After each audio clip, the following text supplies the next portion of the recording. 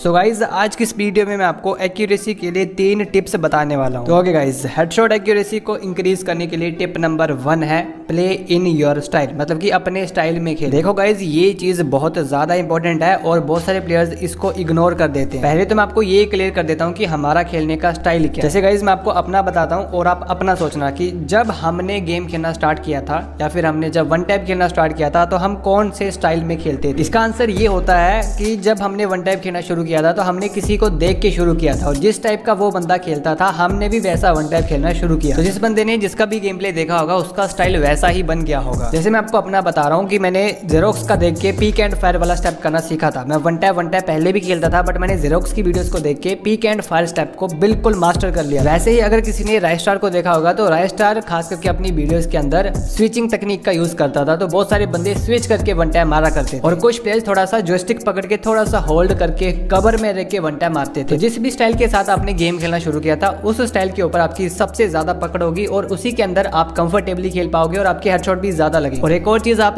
साथ में नोटिस करके देखना कि जिस भी स्टाइल में हमने जब स्टार्टिंग में वन टैप खेलना शुरू किया था हमने अपना कस्टम एचयूडी वैसा ही डिजाइन किया। कुछ प्लेयर्स किसी यूट्यूबर का कॉपी कर लेते हैं, बट अगर मैं आपको अपना बताऊं तो मैंने फ्री स्टाइल खेलने के लिए अपना कस्टम एचयूडी खुद से डिजाइन किया। तो जो मेरा कस्टम हुड है उसके साथ पीक एंड फायर वाला स्टेप काफी अच्छे से हो जाता है, बाकी स्टेप्स अच्छे से नहीं हो पाते। और जो मेरा खेलने का स्टाइल है वो पीक एंड फायर ही है और पीक एंड फायर के अंदर मेरी एक्यूरेसी ठीक ठाक। वैसे ही आपका स्टाइल अलग हो सकता है, आपके स्विचिंग के अंदर एक्यूरेसी ज्यादा हो सकती है या फिर थोड़ा सा होल्ड करके जॉयस्टिक को पकड़ के हेडशॉट मारोगे तो आपकी एक्यूरेसी ज्यादा होगी। और गाइस जब हम 2v4 खेलते हैं तो इंस्टा से कुछ प्लेयर्स हमारे सामने खेलने आते हैं और वो कस्टम में आके नूब वॉक करते हैं। फिर कस्टम खत्म होने के बाद हम उन्हें बोलते हैं कि भाई तुम नूब वॉक क्यों कर रहे थे। तो सामने से प्लेयर्स का रिप्लाई आता है कि भाई ये हमारा खेलने का स्टाइल है, मतलब कि वो सामने से कहते हैं कि हम नूब वॉक करके खेल रहे हैं पर ये अपन का स्टाइल है। तो देखो गाइस मैं आपको क्लियर कर दूं कि नूब वॉक करके खेलने का कोई भी स्टाइल नहीं होता है। जितने भी न्यू प्लेयर्स गेम के अंदर आते हैं वो स्टार्टिंग में मूवमेंट अच्छी नहीं कर पाते, इसलिए वो जॉयस्टिक पकड़ के हेडशॉट मारने का ट्राई। अगर आपको गेम खेलते काफी टाइम हो गया है तो भाई मूवमेंट में खेला करो, कोई और स्टाइल पकड़ो अच्छा सा। ये कोई स्टाइल नहीं होता है, नूब वॉक न्यू प्लेयर्स की निशानी हो। ये कस्टम में आके नूब वाली हरकतें मत किया करो, कोई अच्छा स्टाइल पकड़ो। और स्टाइल के साथ क्या बेनिफिट होता है मैं आपको वो बताता हूँ। स्टाइल के साथ क्या होगा कि जो भी आपका स्टाइल होगा उसमें आप एनिमीज को ईजी जगह पे अच्छे से टारगेट कर पाओ। जैसे मैं पीक एंड फायर करके खेलता हूँ तो मैं एनिमीज को सही जगह पे टारगेट कर लेता हूँ। कुछ प्लेयर्स ऐसे होंगे जो कि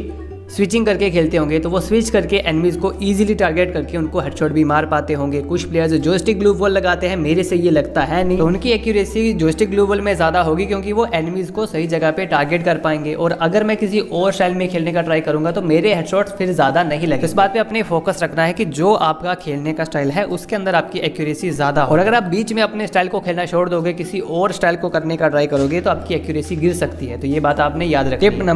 टिप नंबर 2 है गाइज कि जो गन आप यूज करते हो उसके साथ भी एक्यूरेसी पे फर्क पड़ता है। वन टैप के अंदर 2 गन्स होती हैं, एक होती है सिंगल बुलेट वाली और दूसरी होती है शर्रा। समझते हो शर्रा मतलब कि शॉटगन के साथ बहुत सारे बुलेट निकलते हैं, उसको शर्रा भी बोलते हैं। तो ये जो सिंगल बुलेट है, सिंगल बुलेट की एक्यूरेसी अलग होती है और जो ये जो मल्टीपल बुलेट निकलते हैं शॉटगन के साथ इसकी एक्यूरेसी अलग होती है। दोनों गन्स की एक्यूरेसी अलग अलग होती है। सिंगल बुलेट वाली गन्स के साथ ज्यादा एक्यूरेसी की जरूरत होती है क्योंकि एक ही बुलेट गन से निकलेगा, अगर वो हेड के ऊपर लग गया तो हेडशॉट लग जाएगा, अगर नहीं लगा तो नहीं लगेगा। पर शॉटगन के साथ ऐसा नहीं होता है, शॉटगन काफी अच्छे से चिपक जाती है और उससे प्रॉपर रेड नंबर लगता है, बहुत सही। पर डेजर्ट ईगल के साथ ऐसा कभी कभी नहीं होता। तो मिड रेंज के लिए और लॉन्ग रेंज के लिए डेजर्ट ईगल सही है क्योंकि इसके साथ आपकी एक्यूरेसी बन जाएगी। क्योंकि मिड और लॉन्ग में एनिमी छोटा सा दिखता है, उसका हेड जिस साइड को जा रहा है आप ड्रैग कर दोगे तो एनिमी को हेडशॉट लग जाता है। पर क्लोज रेंज में अगर आप डेजर्ट ईगल ट्राई करोगे तो हेडशॉट कम, क्योंकि आप खुद ही सोचो ना, क्लोज रेंज में एनिमी का हेड ज्यादा मूव करता है और उसकी बॉडी हमें पूरी दिखती है, मतलब कि एनिमी क्लोज में बड़ा दिखता है हमें। तो अगर हम सिंगल बुलेट फायर भी करेंगे तो हो सकता है उसे डिफॉल्ट टेम पकड़ ले या फिर इधर से निकल जाए उधर से निकल जाए।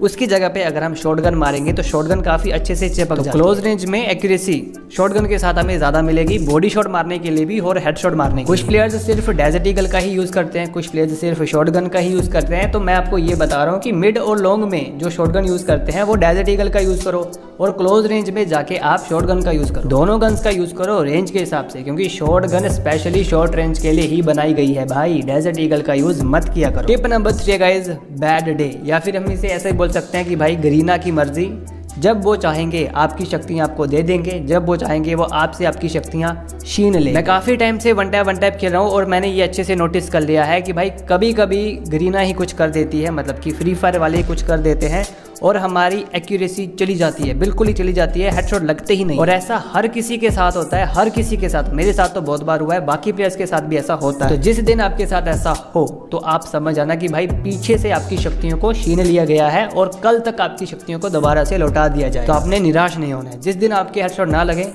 साला बॉडी मारो।